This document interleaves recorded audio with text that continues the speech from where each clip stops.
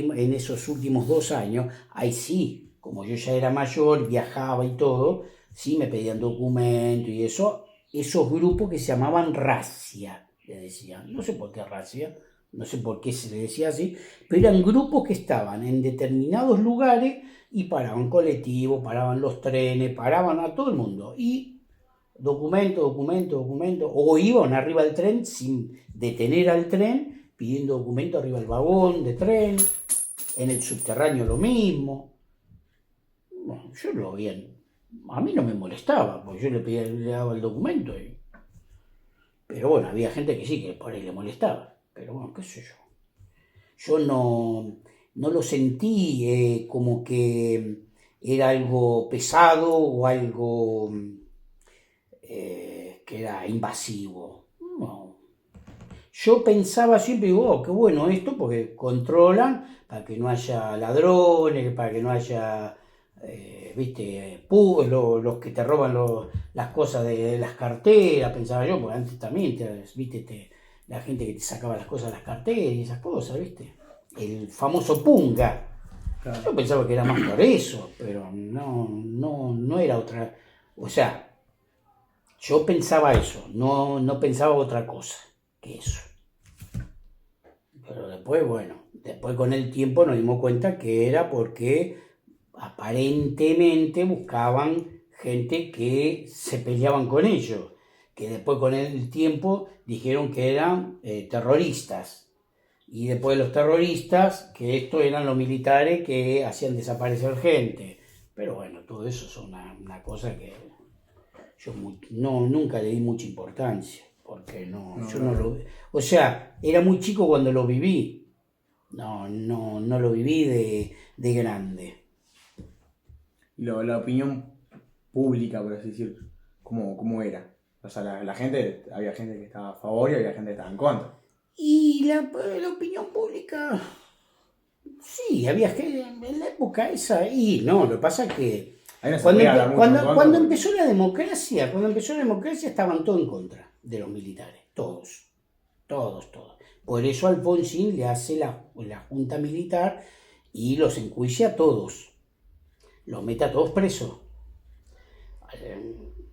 No sé, a la mayoría, no sé a cuántos metió presos en la junta militar, pero claro, era un vox populi de que eran los que habían hecho desaparecer gente, o sea, en todos los canales hablaban de todo eso, ¿viste?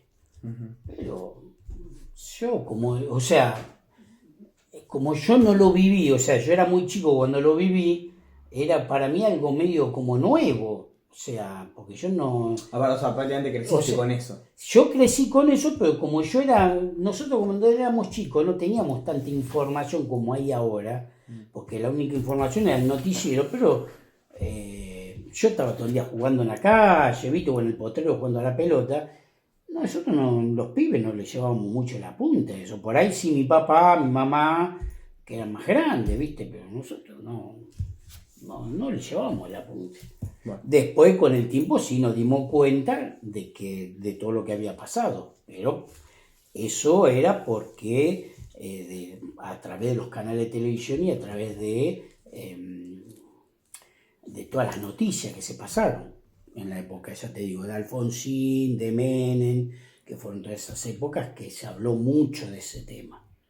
Ahí sí, ya después nos dimos cuenta de todo lo que había pasado, pero yo, como en mi época, claro, nosotros éramos muy chicos, 8, 9 años, 10 años, 12 años, nosotros estábamos más la mente en jugar a la figurita, al fútbol. En esa época nosotros teníamos los carros con los rulemanes, que andábamos con el carro con los rulemanes por la calle, andábamos en bicicleta, porque no había la tecnología que hay ahora. Esta tecnología no existía. O sea, el televisor, los dibujitos, y si no la calle, la pelota, las bolitas. Viste una vida normal dentro de todo. Claro, sí, mi papá trabajaba en el banco, era del Estado. A él nunca lo molestaban porque tampoco era mi abuelo que vivía en el campo, que nosotros íbamos los fines de semana al campo, a General Rodríguez, allá cerca de Luján. Y nada más, no era otra cosa que por ahí cuando íbamos para allá, arriba del tren te pedían documentos que se lo pedían a mi papá y a mi mamá. Porque a mí no, yo era chico, ¿viste? Mi hermana melliza era chica también, no es que nos pedían documentos a nosotros, no. ¿Viste? Pero una cosa, yo no lo veía. Lo terminaste de comprender de grande, claro. No, claro, de grande me di cuenta por qué había tantos controles.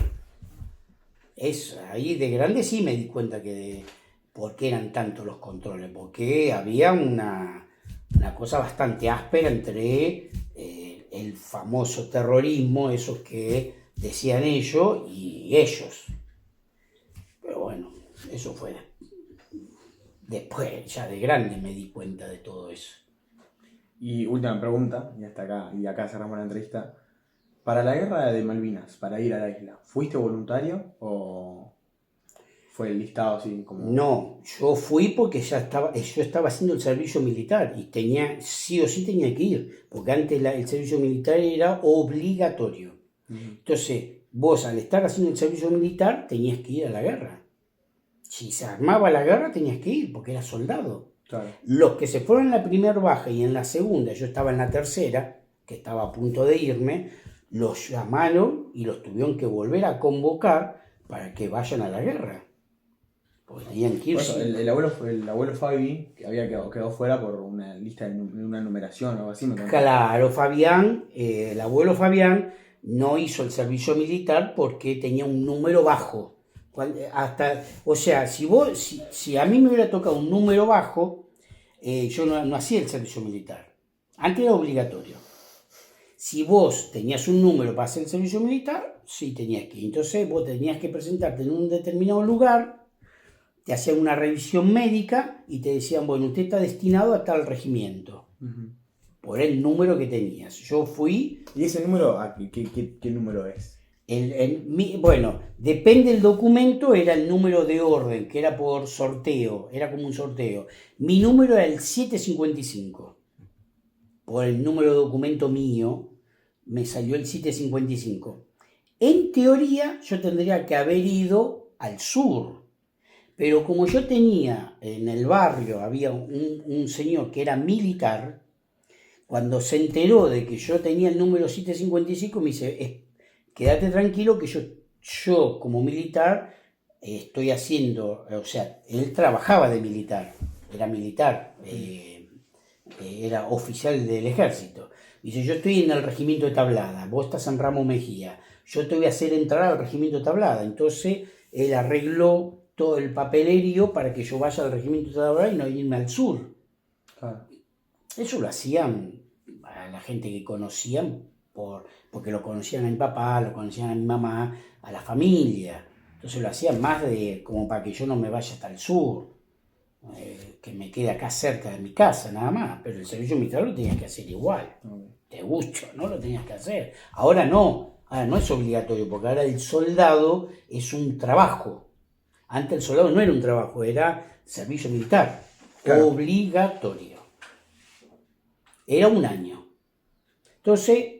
Bueno, nos llevaron a Malvinas y ahí pasó todo lo que pasó hasta que volvimos como prisioneros de guerra. Yo en la Cruz Roja Internacional, en los listados de la Cruz Roja Internacional, figuro como prisionero de guerra. Porque estuve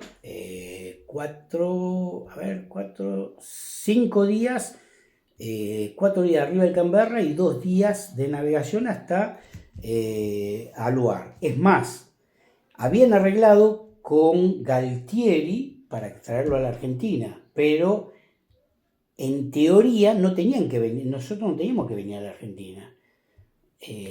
Los ingleses nos iban a llevar a Rusia, porque no tienen que venir a la Argentina, pero arreglaron con Galtieri para que decir, bueno, el Canberra que venga a la Argentina, pero dejaban entrar en las 200 millas marinas a todas las naves, o sea, toda la flota de los ingleses que entren dentro de las 200 millas marinas para custodiar el Canberra. Claro. Si no, a nosotros nos llevaban o a Rusia o a Brasil. no a la Argentina. La Argentina era imposible. Entonces hubo un arreglo entre ambas partes y dice, está bien, yo te lo traigo a la Argentina, pero dejas a la flota que entre dentro de las 200 millas marinas para que poder custodiar el Canberra, que era un buque inglés, donde estábamos todos los soldados oficiales y suboficiales. Bueno, tío, un placer Un hacer gusto, la entrevista a vos. un gusto para ustedes también. Muchas gracias.